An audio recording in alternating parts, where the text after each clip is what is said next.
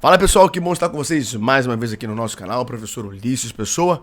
Como eu sempre digo, não se esqueça, dá um like aí no nosso vídeo, se inscreve no nosso canal para nós continuarmos propagando todas as informações referentes às ciências criminais e você continuar atualizadíssima dentro das ciências criminais.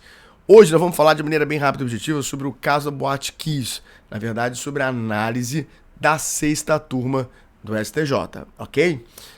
De pronto aqui eu quero dizer que a minha fala será bem imparcial, ou seja, dentro das questões concernentes ao processo penal. Então, não tem inclinação nenhuma, é análise do processo em si.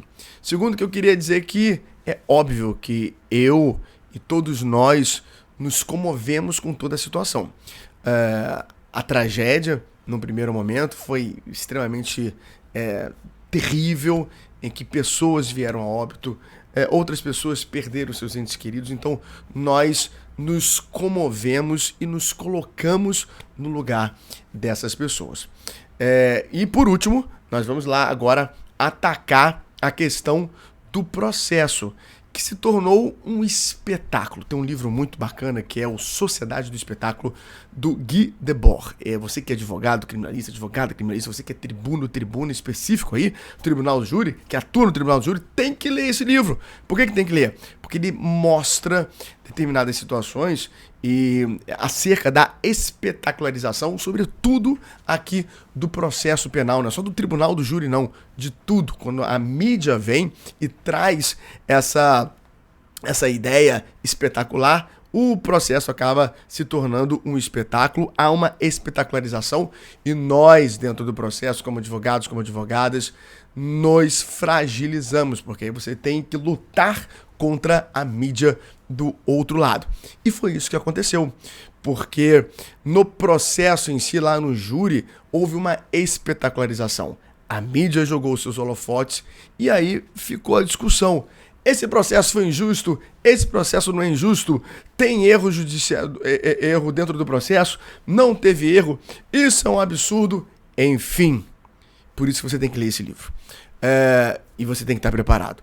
Nós vamos atacar aqui justamente a decisão do STJ, para você entender um pouquinho e nós trabalharmos esses pontos. O que aconteceu, só para se lembrar, se você está por fora, e eu tenho certeza que a maioria está por dentro, mas o júri foi anulado pelo Tribunal de Justiça do Rio Grande do Sul, com base em basicamente 4 nulidades. E aí chegou ao STJ, 6ª turma, e o STJ começou, portanto, a analisar a questão. Nesse sentido, quais foram os 4 pontos elucidados, analisados pelo STJ dentro do que aconteceu lá no júri propriamente dito, lá no primeiro momento?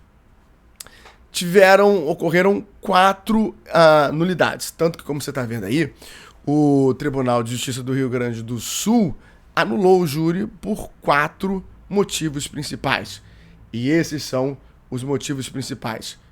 Primeiro, irregularidades na escolha dos jurados, inclusive com a realização de um sorteio fora do prazo previsto pelo Código de Processo Penal. Eu sempre bato na mesma tecla, você tem que entender isso. Rito é garantia constitucional. Então, assim, estamos analisando aqui processo, estamos analisando aqui a questão propriamente dita. O rito é uma garantia constitucional. Se o rito não for seguido, ele está frágil. E você, como advogado, como advogada criminalista, seja tribuno, seja tribuna, enfim, que você atue nas outras áreas do processo em si, você tem que lutar em relação a isso. E uma das suas estratégias tem que ser com base nisso. Se o rito não estiver sendo seguido, tem fragilidade da garantia constitucional. Logo, isso tem que ser atacado. Logo, pode ter uma nulidade. Isso aconteceu, por exemplo, na Lava Jato. Você sabe disso. Então, você precisa ter esse feeling, você precisa estar atento, atenta. Rito é uma garantia constitucional. E quando nós vemos esse primeiro ponto aí da nulidade, irregularidades na escolha dos jurados, inclusive com a realização de um sorteio fora do prazo previsto pelo CPP, o CPP foi deixado de lado, a regra foi deixada de lado.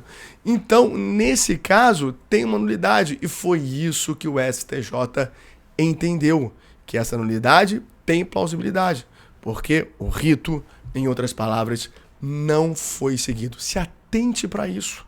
Se atente para essas questões. Segundo requisito, então, que teve aí, no caso, a nulidade e, portanto, o STJ anulou e o STJ manteve. Realização durante a sessão de julgamento de uma reunião reservada entre o juiz, presidente do júri, e os jurados. Preste atenção nisso. Sem a participação das defesas ou do Ministério Público. Meu querido advogado, minha querida advogada, não existe a possibilidade do juiz participar de uma reunião com os jurados sem a sua presença, sem a presença do órgão acusatório, sem a presença do Ministério Público. Por quê? Porque existe a possibilidade do juiz influenciar os jurados. Logo, nulidade. Isso não pode acontecer. Nesse sentido, olha para cá. Olha o que o relator, olha o que a sexta turma, melhor dizendo, trabalhou. Abre aspas. Tenho que o ato do juiz presidente, ao se reunir reservadamente com os jurados durante os debates em plenário, desrespeitou a lei, pois inviabilizou a participação das partes no ato, partes quem? Defesa e acusação, impedindo que estas tivessem acesso ao conteúdo da reunião. Esse fato traz uma fundada preocupação, pois o juiz pode influenciar os jurados, ainda que de forma não proposital, fecha aspas. Deu para entender? É claro que isso não pode. E é claro que o Tribunal de Justiça do Rio Grande do Sul, nesse caso, estava certo. Repare, eu não estou falando de injustiça, justiça. Não estou falando nada disso. Estou falando do processo propriamente dito. Estou atacando a dogmática processual penal. Deu para entender? Por isso que, nesse caso, não dá para trabalhar nesse ponto. Ilegalidades na elaboração dos quesitos. Também não dá. Não dá para trabalhar essa questão. Você não pode simplesmente inserir quesitos que, assim, de qualquer maneira, não. E foi exatamente isso que aconteceu. E o Tribunal de Justiça do Rio Grande do Sul verificou isso. E a sexta turma do STJ também pensou nesse ponto. Olha o que a sexta turma fala, abre aspas. Olha aqui, ó.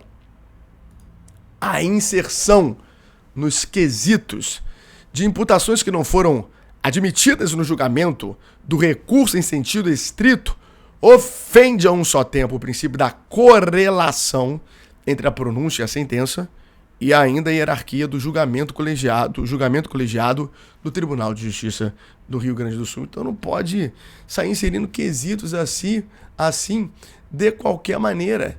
Não pode acontecer isso.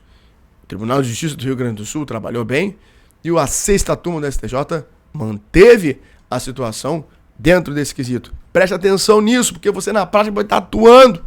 Então, nesse caso, você tem que ficar ligada nesses pontos. E por último, o quarto requisito, olha aí. A quarta nulidade, né? E suposta inovação da acusação na fase da réplica. Suposta inovação da acusação na fase da réplica. E aí? Como é que fica, então, essa questão? Não pode inovar assim de qualquer maneira. O que o STJ falou em relação a isso? Abre aspas. Não se pode exigir da defesa a comprovação de prejuízo, pois tal imposição consubstanciaria prova impossível e diabólica, uma vez que é diabólica, hein? Uma vez que é impossível aferir se os jurados levaram ou não em consideração a observação do Ministério Público. Então, não dá. É claro que a relação, a a informação, a fundamentação, melhor dizendo, do Tribunal de Justiça do Rio Grande do Sul não foi exatamente essa. Essa foi do STJ. Mas que corrobora tal nulidade. Então, não dá. Nesse caso, o STJ manteve, portanto, essa nulidade também. Então, vamos repetir aqui, só para você entender. Olha para cá. Irregularidades na escolha dos jurados, inclusive com a realização de um sorteio fora do prazo previsto do CPP. Realização durante a sessão de julgamento de uma reunião reservada entre o juiz presidente do júri e os jurados sem a participação das defesas do Ministério Público, isso é absurdo. Ilegalidade na elaboração dos quesitos e a suposta inovação da acusação na fase de réplica. Não é condenar por condenar. Não é condenar custe o que custar. Tem que condenar com fundamentação. O processo penal tem que ser seguido dentro de um rito, como eu falei no início, ali propriamente dito. Porque se esse rito não é seguido, você tem uma quebra de uma garantia constitucional, ou de algumas garantias constitucionais. Nesse caso, o STJ manteve a anulação do júri e a anulação da condenação dos réus, dos 4 réus ali, no caso da Boate Kiss. Volto a dizer, foi uma tragédia. Mas o julgamento também foi uma tragédia. Nós não podemos achar que o direito, seja material, seja processual, é um mero achismo. Não. Existe uma regra a ser seguida. Porque se a regra não for seguida, daqui a pouco, direito vira conversa de botequim. E você, advogado que está me ouvindo, sabe do que eu estou dizendo. Nós temos que respeitar as regras do advogado ao ministro dos tribunais superiores. Todos nós precisamos respeitar as regras, os ritos, aquilo que está previsto. Porque se isso não é respeitado, se isso não é reconhecido, nós estamos tendo uma fragilidade das garantias constitucionais. Cuidado com isso. Leve isso para a sua prática. Advogado, advogada, mais especificamente no júri, tribuno, tribuna.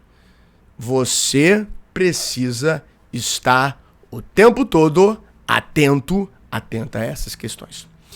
Espero que você tenha gostado desse vídeo. Reflita sobre isso. Até o próximo. E nunca se esqueça. Avante sempre.